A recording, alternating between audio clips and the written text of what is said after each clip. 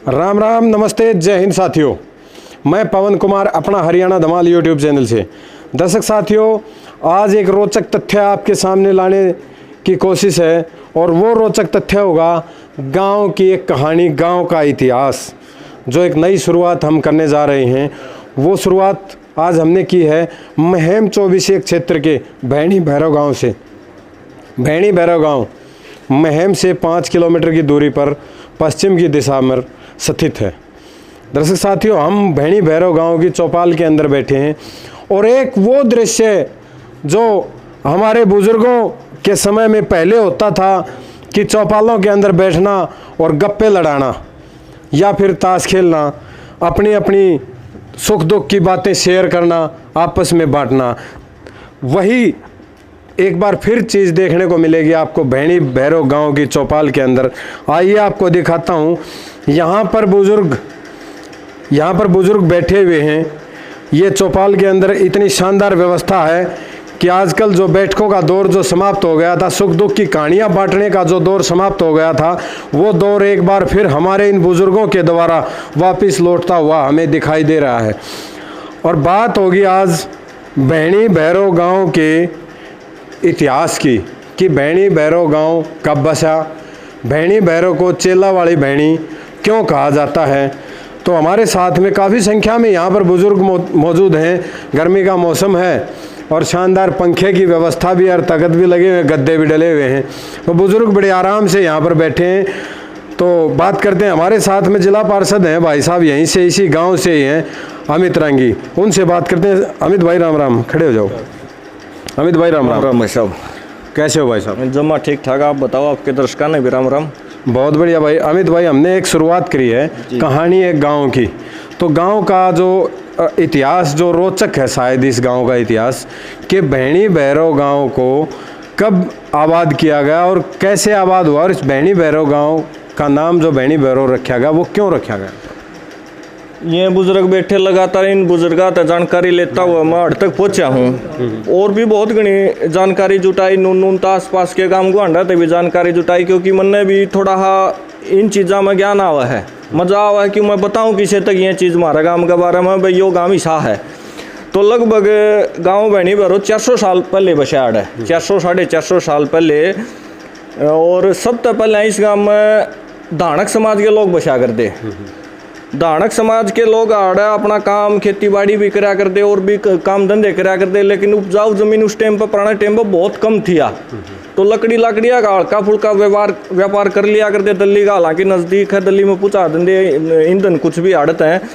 तो उसके बाद शिवाज गोत्र के लोग इस जगह पर आके बसे। भैणी सुरजन नज़दीक गांव है, भैणी सुरजन ताड़ है। श्यानगे पाना आज भी भैणी सुरजन में है। श्यानगे पाना के लोग जो शिवाज गोत्र के थे आड़ा की बसे थे और के कांड रहा वो वापस यहाँ से चले गए। उसके बाद जो हमारा बुढ़ा था रांगी गोत का बुढ़ा इस गाँव में आके बसा था लगभग 400 साल का आसपास। 100 साल तक धानक समाज के लोग भी इस जगह पर रहे हैं। और फिर उसके बाद उस हमारा दादा का वो जो रांगी गोत्र के जो व्यक्ति जो 100 साल पहले तक तो वो रहे धानक समाज के लोग, लेकिन उसके बाद में जब यहाँ पर रांगी गोत्र के जो लोग आए, वो कहाँ से आए? वो आए थे पंजाब से, लुधियाना संगरूर पटियाला के बीच में रांगियान गांव थे। वहाँ आड़ा की कुछ को घटना घट गई थी, क्योंकि मुगल आ लिए थे देश में जब तक, तो कुछ घटना घट गई थी पंजाब के अंदर। उड़ते उस झगड़े के कारण वहाँ आड़ते पलायन करके इस क्षेत्र में आए थे। सबसे पहले हुए रांगी गोत के जो हमारा दादा था वो बचा था भैणी मातों के आसपास में। उसके बाद फिर उड़ते भी कुछ घटना इसी घटी थी, उसने इस जगह पाना पड़ा था जी। तो हमारा दादा के 4 या 5 लड़के हुए, उनके के नाम पर हमारे आड़े 4 पाने बसा रखे हैं। सबसे बड़ा था चलान चंदर, उसके बाद था बुरायण भूरू और टिड्डा और मुगलाल उन ये चारों पाने बसाए। उसके बाद और भी बहुत घनी जातियां के लोग इस जगह पर आए। आके क्योंकि ज़रूरत हर किसी ने पुराना टाइम में थी कि भाई नाई आओगा तो बाल काटेगा, भाई जूती पहन का भी था, भाई चमार बुलाए गए बाहर तक दूसरी जगह होता है, और भी खेती बाड़ी में सहयोग करने खातर दूसरी जातियाँ का आड़े पलायन करवाया गया। बिल्कुल ठीक बात है कि एक दूसरे की जो दूरी है, हम एक दूसरे के बगैर हमारा काम नहीं चल सकता। किसान किसानी करेगा, लोहार से राच बनवाएगा खेती के, तो इसलिए खाती की भी ज़रूरत होती है। वो खटिया निर्माण करता है या फिर जो किसानी के राज जो सामान बनाता है, उसके अलावा जो जो भी जातियां यहाँ पर बसाएगी सब एक दूसरे के बगैर अधूरी थी, इसलिए उनको भी बुलाया गया। हमारे साथ में बुजुर्ग हैं, ताऊ मौजूद हैं। राम राम ताऊ। राम राम। ताऊ, आपस में गाँव का भाईचारा कैसा है? बहुत अच्छा हमारे गांव का। क्या जानते हो आप इस गाँव के इतिहास के बारे में? इतिहास के हमारी दादी आई थी भरो 4 लड़कियां देखी, ये बता रहे हैं बर्थडे, और फिर यहाँ क्यों अपने 4 पाने बना के बसन लायक गए। ये अच्छा, दर्शक साथियों, आपको बताना चाहूँगा कि लगभग 2700 के लगभग वोट हैं इस गांव में, और लगभग 3100 से 3800 के लगभग आबादी है इस गांव की। चारों तरफ से बिल्कुल शानदार एक वातावरण, भाईचारे का वातावरण, अच्छा वातावरण, खेती किसानी से लेकर व्यापारी तक इस गांव में मौजूद है। गांव में ऐसी कोई प्रतिभा जो राष्ट्रीय स्तर पर जिन्होंने खेलों में अच्छा प्रदर्शन किया हो? धीरज रांगी एशियाड खेल रहा है, और military game, international military game में उसका मेडल भी है भाई का। और सुमित रांगी बॉक्सिंग में एक लड़कियां भी हैं जो राष्ट्रीय खेला में गांव का नाम ऊंचा कर चुकी हैं जी। तो ताऊ जी, मैं एक बात और पूछना चाहूँगा, जैसे दर्शक साथियों, 16वीं शताब्दी में लगभग हमने जो लिखित में जो देखा है कि 16वीं शताब्दी के आसपास इस गांव को बसाया गया था। लोधी वंश का जो शासक थे, उन्होंने याचिका दायर करी और उन्होंने 70,000 रुपये, जो 70,000 बीघा ज़मीन जो है ना न्यायिक उसमें मांग करी, तो उनको दे दी गई थी आपकी जो है आसपास की ज़मीन है। अब फिलहाल गाँव की ज़मीन का जो आंकड़ा क्या है? आंकड़े बारे में 21,000 21,000। कितना अमित भाई? 21,000 बीघा गांव के पास ज़मीन है, और उससे लगातार गांव की ज़मीन बढ़ी है। आसपास के गांव में तो थोड़ी बहुत मोल भी ली है ज़मीन, तो लगभग 24,000 बीघा फिलहाल गांव के पास ज़मीन है। तो इस गांव के अंदर जो मुख्य मान्यता है, ताऊ जी से, ताऊ राम राम। में कौन मेरा भाई? अच्छा, इस गांव में जैसे चारों तरफ हमने घूम के देखा है, तालाब कितने हैं? तालाब 9 के आसपास गांव के तालाब हैं। और मंदिरों की जो बात करें, चारों तरफ मंदिर भी हैं। मंदिर है, पांचू पीरा के नाम से कोई भी धोख लागे है तो सीधा सीधा कहो है वो पांचू पीरा की जय। तो 5 मंदिर हैं गांव के आसपास, गांव के अंदर भी और गांव के बाहर भी। धार्मिक आस्था से ओतप्रोत है गाँव। जी जी जी। तो मुख्य मंदिर जैसे इस रास्ते के ऊपर, जैसे भैणी सड़क वाली भैणी की तरफ जब हम जाते हैं महाराजपुर की तरफ, तो रास्ते में एक उदल देव मंदिर पड़ता है। जी। उसकी मान्यता को लेकर क्या कहें? दूसरे गांव उसकी मान्यता पूरे गांव की उसके अंदर मान्यता तो नहीं है, लेकिन जो रापड़िया गोत्र के लोग गांव में बसे हैं वे उस बाबा ने मान्य है। दादा कह की संबोधित करे हैं लगातार भैणी महाराजपुर और गाँव भैणी भैरो के रापड़िया गोत्र के उस दादा ने मान्य है।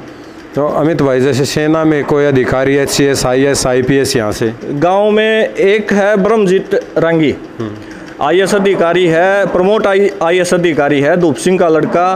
और सेना में ब्रिगेडियर अशोक, कर्नल सुभाष, और एक है यशपाल। राजनीतिक रूप से अगर देखें आज के दिन, राजनीतिक रूप से क्या गांव से बड़े ओहदे पर आप जिला पार्षद हो? मेरी नज़र में तो इस गांव से आप ही बड़े ओहदे पर दिखाई देते, लेकिन आपकी नज़र में अगर कोई है? मेरी नज़र में चांदीराम रांगी है, दिल्ली नांगलोई तय MC रह चुका है। अच्छा। जी, अब की बार भी उसने चुनाव लड़ा था, अब की बार हार गया, लेकिन पहले रहा है MC जी। तो गांव के अंदर जैसे पशु अस्पताल और जो मनुष्य अस्पताल, उसको लेकर क्या स्थिति है? गांव में पशु अस्पताल तो है बड़ा, ठीक है, डॉक्टर भी बढ़िया है, लेकिन मनुष्य आदमी का अस्पताल नहीं है जी। तो और जो गांव की गलियों की जो स्थिति है, या फिर जो गांव में पीने के पानी की स्थिति है, वो किस प्रकार की है?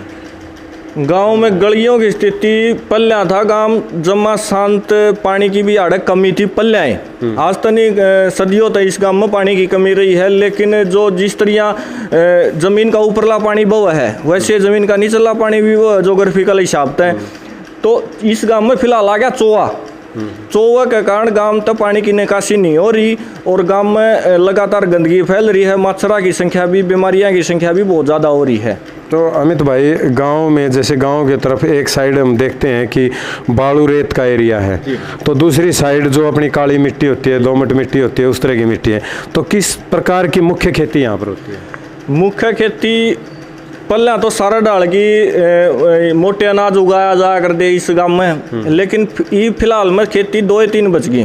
गेहूँ सरसों, टिब्बा में सरसों लगाते हैं, काठी में गेहूँ लगाते हैं, और धान बाड़ी तो होनी है बंद होगी, टिब्बा में बाजरा लगाते हैं और काठी में धान अरीख लगाते हैं, बस ये मुख्य फसलें रहेगी। जैसे हरियाणा में जो कहते हैं, हरियाणा में कहते हैं कि जो काला सोना मुर्रा नस्ल की भैंसें, तो क्या ताऊ आज भी उन भैंसों को तैयार किया जाता है गांव में? हाँ, तैयार करा जाता है।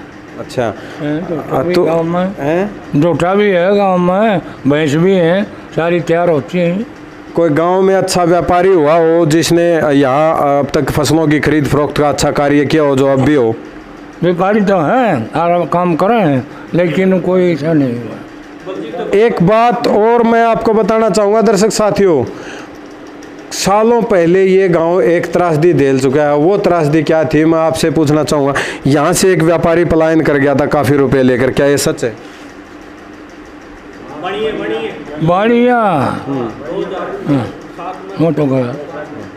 कितने रुपए लेके गया था? न मन कौन भैया। अच्छा, तो ये घटनाएं अमूमन घटती जा रही हैं कि इस तरह से लगातार ये जो घटनाएं घटती जा रही हैं। और दर्शक साथियों, ये रोचक जानकारी जो हमें इन बुजुर्गों के द्वारा, युवा साथी हमारे जिला पार्षद भाई अमित रांगी के द्वारा जो हमें प्राप्त हुई है, हमने जुटाने की कोशिश करी है। और गाँव का बड़ा शानदार और रोचक इतिहास, रोचक तथ्य हैं कि 16वीं शताब्दी में इस गांव को बसाया गया। लोधी वंश के शासक थे जो उन्होंने इसके अंदर इसका बहुत महत्वपूर्ण जो योगदान दिया है।